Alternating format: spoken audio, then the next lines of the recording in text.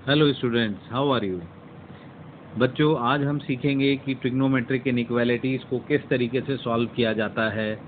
बहुत सारे बच्चे ट्रिग्नोमेट्रिक इनइक्वालिटीज़ को सॉल्व करते समय बहुत कंफ्यूज होते हैं, कई बार आंसर्स को गलत कर आते हैं, बहुत छोटे छोटे से मिसकंसेप्शंस होते हैं। आज हम उन्हीं सभी का निवारण करेंगे।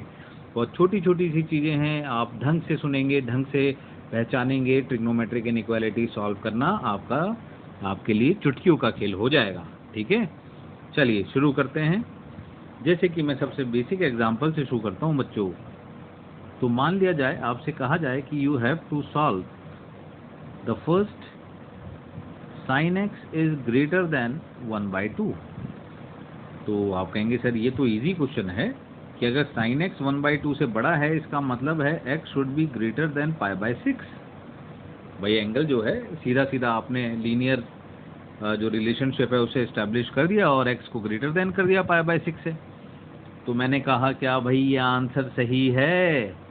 तो आपको थोड़ा सा सोचना होगा कि क्या सही में ये सही है, क्या गलती है इसमें। जरा ध्यान से देखिए, मैं एक बार ग्राफ बनाता हूँ sin x का, फिर शायद आपको गलती दिखाई देगी। Late assume x axis y axis. तो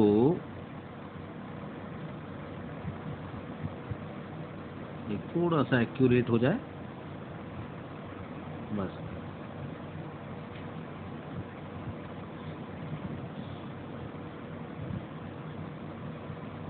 कुछ इस तरीके का ग्राफ होता है बच्चों, ठीक है। आगे एंड सो ऑन ऐसे ही पीछे जाता रहेगा 0 पर, एंड ये π/2 पर इसकी वैल्यू आ जाएगी 1, और इधर पाई पर 0, एंड देन 3π/2 पर इसकी वैल्यू आएगी -1। आप सभी को ग्राफ तो पता ही होगा, -1, एंड सिमिलरली पीछे की तरफ -π/2 पर -1, और इधर -π पर 0, लाइक दिस। ओके, अगर आपसे मैंने कहा कि sin x मुझे चाहिए 1/2 से बड़ा, ध्यान से देखिए क्वेश्चन क्या है। क्वेश्चन है कि sin x मुझे चाहिए 1/2 से बड़ा। एक काम करते हैं, 1/2 पे एक हॉरिजॉन्टल लाइन बना देता हूँ। This is a horizontal line at y equals to 1/2, क्योंकि sin x की वैल्यू y एक्सिस पर रिप्रेजेंट होंगी। आपको चाहिए sin x 1/2 से बड़ा, और 1/2 किस वैल्यू पर आ रहा है? π/6 पर। π/6 पर आप sin x को 1/2 से बड़ा चाह रहे हैं, तो कौन सा ग्राफ सेलेक्ट होगा? ये जो ग्राफ मैं शेड कर रहा हूँ, यही तो ग्राफ का वो पोर्शन है जो 1/2 से बड़ा है।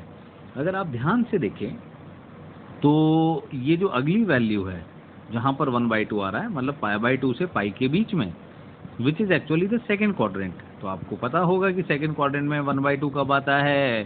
पाई माइनस π/6 पर, दैट इज 5π/6 पर। गलत तो नहीं हूँ बच्चों में? Like this. तो आप देख रहे हैं कि अगर x आपका π/6 से 5π/6 के बीच में है, if x is in between π/6 to 5π/6, then you are getting a graph which is greater than half, but obviously sin x is less than 1, so it will also be less than 1। पर आपका answer जो आपने पहले बिना graph बनाए directly निकालने की कोशिश की, वो आपका आया था x ग्रेटर देन π/6, लेकिन अब चूंकि जो आपने ग्राफ बनाकर निकाला है वो आपका आंसर आया है x π/6 से 5π/6 के बीच में। तो ऑब्वियसली ग्राफिकली हम बहुत बेटर तरीके से एनालाइज कर पाते हैं, हम बेटर तरीके से देख पाते हैं। तो मेरा आंसर हुआ π/6 से 5π/6 के बीच में, ना कि π/6 के बीच में। अगेन एक सवाल उत्पन्न होता है, कई बच्चों के मन में आएगा कि सर ये ग्राफ तो इन्फिनिटी तक जाता है, -∞ से इन्फिनिटी तक जाने वाला है, तो यही चीज़ आगे भी तो रिपीट होगी।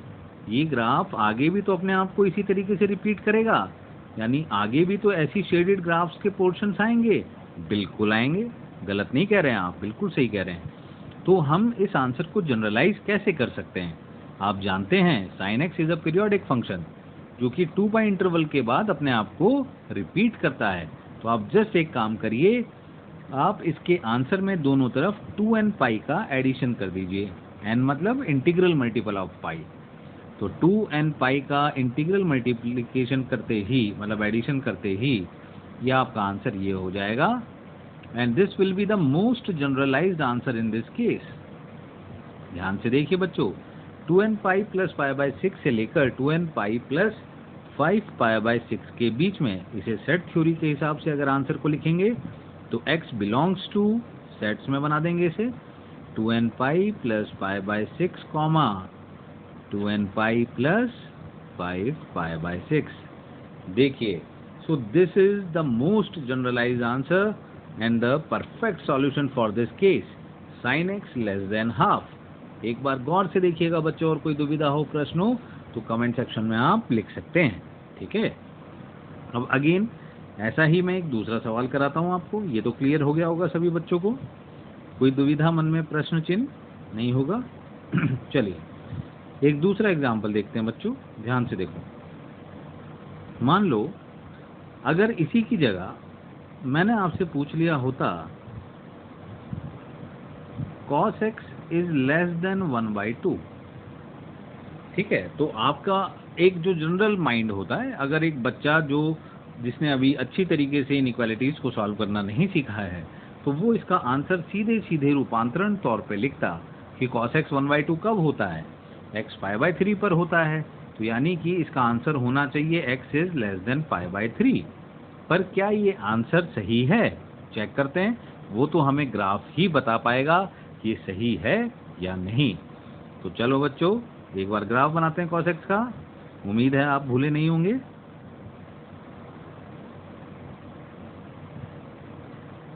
याद है cos x का ग्राफ कैसा होता है, कुछ ऐसा, ठीक है, साइनोसॉइडल वेव लाइक दिस। सो 0 से π/2 पर 0, देन वी हैव पाई पर -1, देन 3 π/2, देन 2 पाई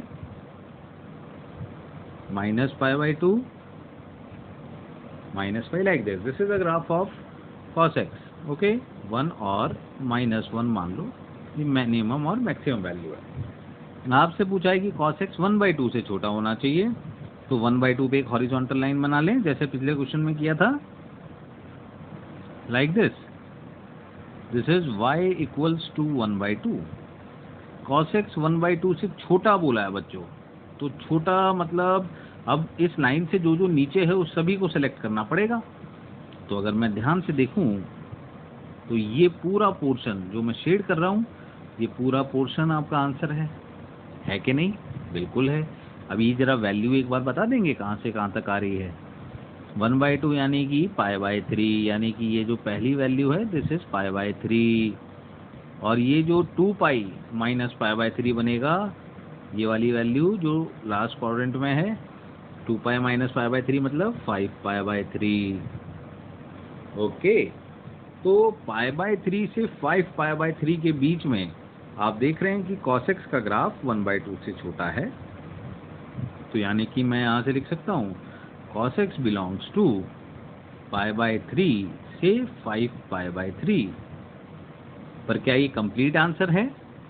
नहीं, क्योंकि ऐसा तो -∞ से इन्फिनिटी तक चलता रहेगा, तो यही इंटरवल हर 2 पाई रिपीटिशन के बाद अपने आप को रिपीट करेगा, वापस लौटेगा। तो हम एक काम करें, इसका आंसर जनरलाइज बनाने के लिए, सॉरी ये cos x बिलोंग टू लिख दिया मैंने, this is cos x only, इसे सही कर लीजिएगा, ठीक है।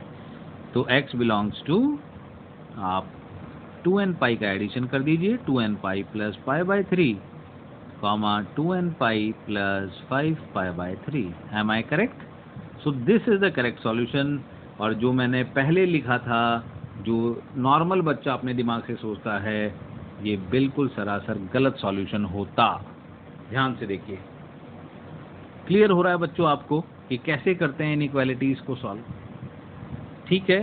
अब ये तो जनरल इनइक्वालिटीज हैं, मतलब सिंपल इनइक्वालिटीज, और सारी बड़ी बड़ी इनइक्वालिटीज भी इन्हीं के बिल्डिंग ब्लॉक्स तो यही हैं, सॉल्व तो यहीं से होंगी, ठीक है। बस उनके अपने मैनिपुलेशंस आ जाते हैं, जैसा कि एक क्वेश्चन मैं आपको अगेन करके दिखाता हूं, ध्यान से देखिए। मान लिया जाए मैंने आपसे कहा कि we have to solve sin square x minus 5 sin x plus 6, मान लिया जाए greater than 0। Let we have to solve this quadratic inequality. and this is in sine.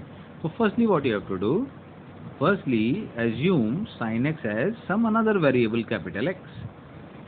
This will make a quadratic. Now you can solve quadratic inequalities easily. Hopefully you all know how to solve algebraic inequalities. Okay, if you don't know, then watch the basic lectures. Okay,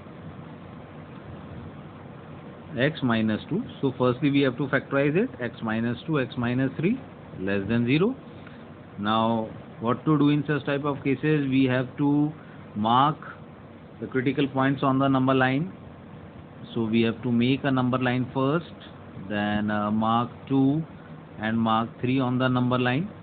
Then assign the sign scheme, positive negative positive. Already ये सारी चीज़ें मैं basics के lectures में आपको सिखा चुका हूँ. अगर किसी को नहीं पता है तो वो बेसिक्स के लेक्चर्स में जाए और वहाँ पर इन चीज़ों को सीख सकता है. अपने को क्या सेलेक्ट करना है, कौन सा डिजायर्ड साइन है, नेगेटिव. तो नेगेटिव साइन इस तरीके से ये इंटरवल आपका सिलेक्ट हो गया 2 से लेकर 3 के बीच में. यानी x आपका आया 2 से लेकर 3 के बीच में.